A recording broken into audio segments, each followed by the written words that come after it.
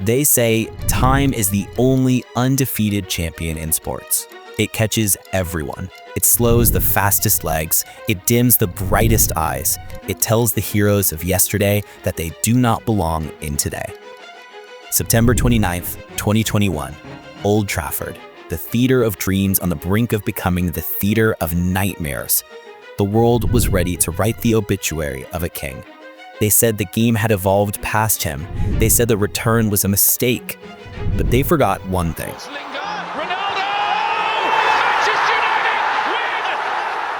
They forgot that Cristiano Ronaldo doesn't live in the same time zone as the rest of us. He lives in the moments between the seconds. Today, we are dissecting a miracle. We are breaking down the night the clock stopped, the night logic died, and the night the theater of dreams remembered exactly who owns the stage.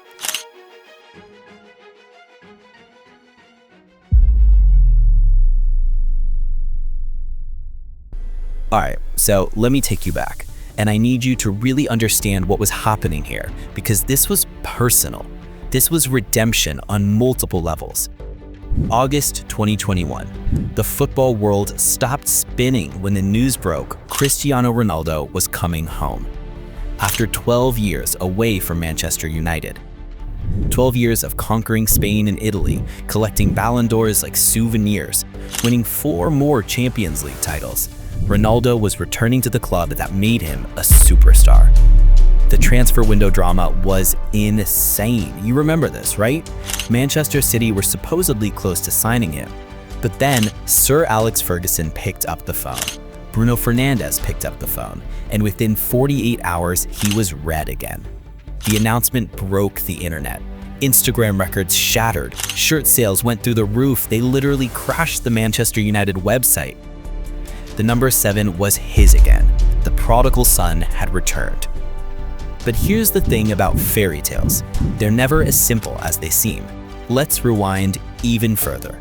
May 26th, 2021, Gdansk, Poland, the Europa League final. Manchester United versus Villarreal. That night still haunted Man U fans. 1-1 after 120 minutes, then came penalties. And as a United fan, what happened next was the stuff of nightmares. It went to sudden death. Every Villarreal player scored, every United player scored, until it came to the goalkeepers. Villarreal's Geronimo Rulli stepped up and buried it. Then David De Gea stepped up and missed. Villarreal won their first major European trophy. Manchester United's trophy drought continued, and Ole Gunnar Solskjaer, the club legend trying to manage his beloved club back to glory, was under immense pressure. The press was relentless. The Telegraph published pieces about United's no plan under Ole. The Daily Mail ran endless speculation about his job security. Fast forward to September 2021. Ronaldo had made his second debut against Newcastle, scored a brace. Old Trafford went absolutely mental. 4-1 victory. Fairy tale opening, right? But then, reality. Their Premier League form was inconsistent. They just lost 1-0 to Aston Villa at Old Trafford days before this Villarreal match. Bruno Fernandes was going through a rough patch. The defense was leaking goals. Paul Pogba was in and out of the team.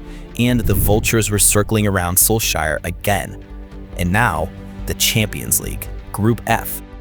The group of death, some called it. Villarreal, Atalanta, Young Boys.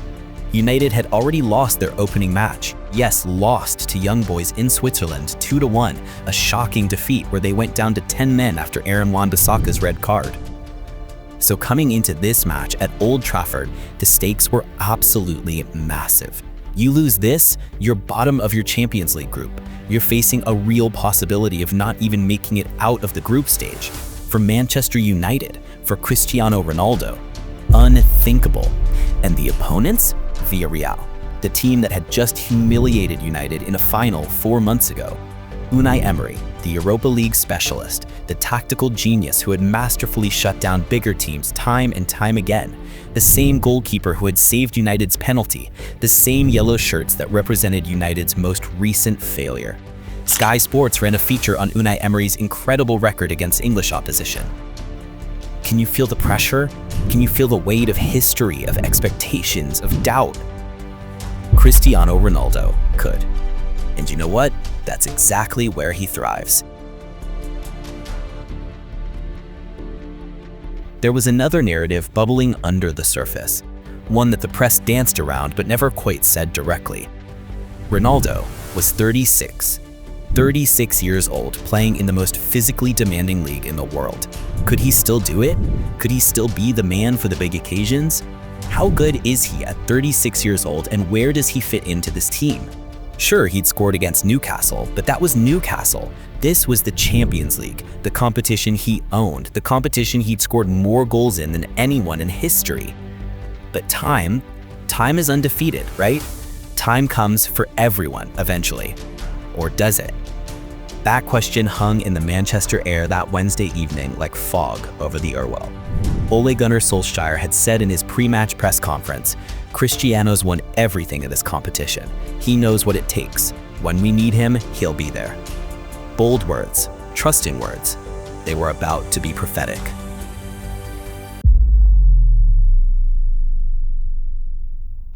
The match starts, and immediately you could smell the fear.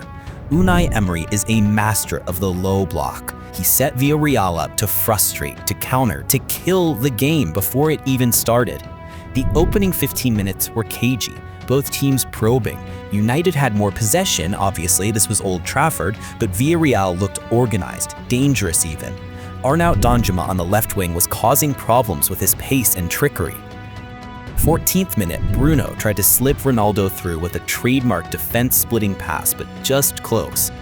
20th minute, Alberto Moreno from Parejo's corner took a shot at home but couldn't keep it down. And in the 30th minute, Paco Alcácer. Here's where you started to feel the anxiety. Villarreal weren't just sitting back, they had a game plan. You could feel Old Trafford getting restless, that nervous energy, the memories of the Europa League final creeping back in. This was the pattern. United would build up, get to the edge of the Villarreal box, and then nothing. The Yellow Submarine's defensive shape was impeccable, disciplined, patient. Emery ball at its finest. We need to have an honest conversation here. Before we praise Ronaldo, we must bow down to David De Gea. Without him, this game ends 0-4 at halftime.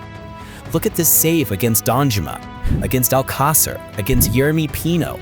United were being battered in their own home. The midfield, McTominay, Pogba, Bruno, they couldn't get hold of the ball. Ronaldo was isolated up top, starving for service.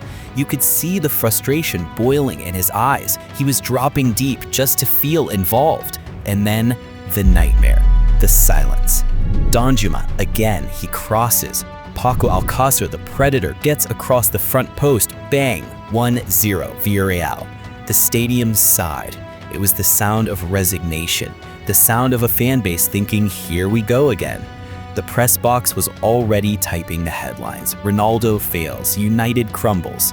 But football is a strange game.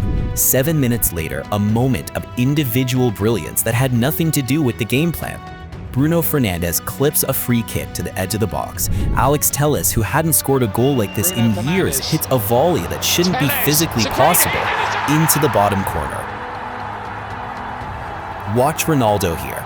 The crowd is celebrating. Telles is sliding on his knees, but Ronaldo, he is sprinting into the net to grab the ball. He runs it back to the center circle. He knows 1-1 is not a victory. 1-1 is survival. And he didn't come back to Manchester to survive. He came to conquer. 10 more minutes to go. We entered the deep waters. The game has become a chaotic mess, both teams getting desperate. And then, 90th, the board goes up. 5 minutes. 5 minutes of added time. 5 minutes to save the Champions League campaign. 5 minutes to save the manager. Look at the body language. Cavani is on the pitch now, running like a madman. Greenwood is off, Lingard is on, but look at Ronaldo. He's 36 years old. He's played every minute. His legs should be tired, but watch him. He is sprinting, trying to make things happen. This is what Ronaldo had been born for. This pressure, this moment, this impossible expectation. And he was exactly where he wanted to be.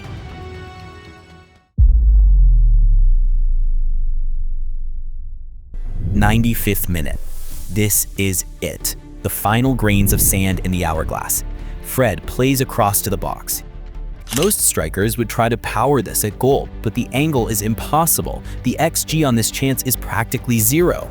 But Ronaldo sees what we don't see. He sees Jesse Lingard making a run. He jumps, he towers over the defender, nodding the ball down to Lingard. Lingard passed the ball back to Ronaldo. And there he is. Listen to that. That is energy. That is 75,000 souls releasing 95 minutes of torture in 1 second of ecstasy.